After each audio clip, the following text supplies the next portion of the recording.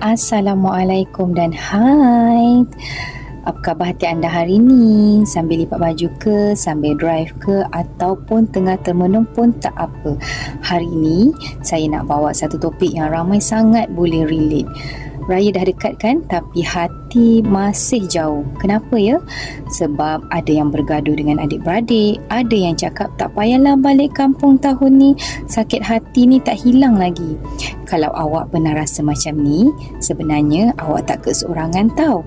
Jom kita borak hati ke hati kejap boleh?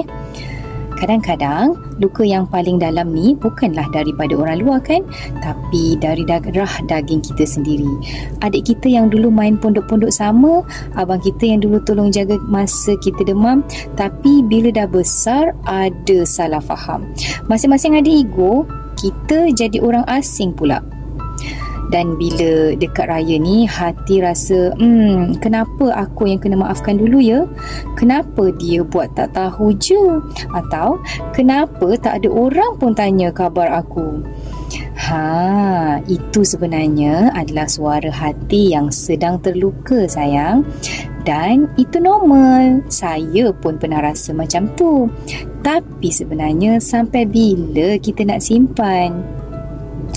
Sebagai image consultant dan life coach, saya suka nak share satu rahsia.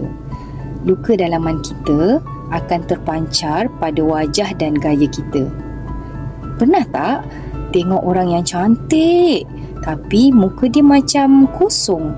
Atau orang yang pakai cantik tapi aura dia lesu ataupun tak energetik pun? Itu bukan sebab baju dia tak lawa, tapi sebab hati dia berat. So kalau kita masih simpan marah, sedih, kecewa tu, kita sebenarnya sedang memikul beban yang kita tak nampak, yang mengganggu kecantikan dan ketenangan kita sendiri. Tak semestinya raya ni awak terus balik dan peluk semua orang. Kalau belum bersedia, tak apalah. Tapi, mulalah dengan melembutkan hati sendiri dulu. Apa kata, cuba duduk sorang-sorang, pegang dada dan cakap, "Ya Allah, aku masih sedih. Aku masih sakit lagi hati ni. Tapi, aku tak nak rasa macam ni selamanya. Lembutkanlah hati aku, Ya Allah. Bantu aku untuk sembuh walaupun perlahan." Kalau rasa rindu tapi malu nak call, boleh mulakan dengan mesej pendek. Contohnya, "Salam, raya ini saya tak pasti balik ataupun tidak. Tapi saya doakan semua sihat dan bahagia. Maaf zahir batin." Itu sebenarnya adalah langkah kecil tapi besar nilainya. Sahabat yang saya kasih sekalian, healing ni sebenarnya bukanlah untuk orang lain berubah. Healing adalah untuk kita kembali sayang pada diri. So, tak kisahlah orang tu nak minta maaf ke, tak ke.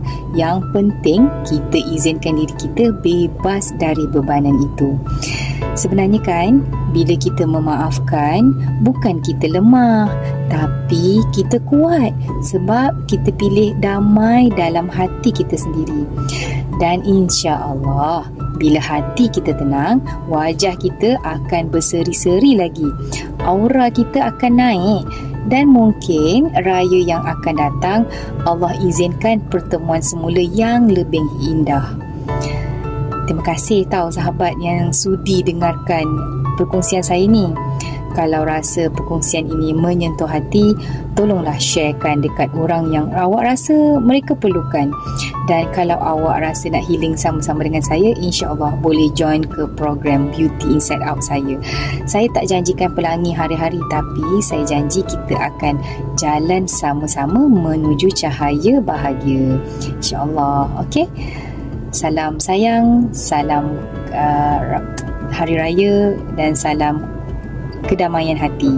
Dari saya, Coach Wani Hamdan, Beauty Inside Out.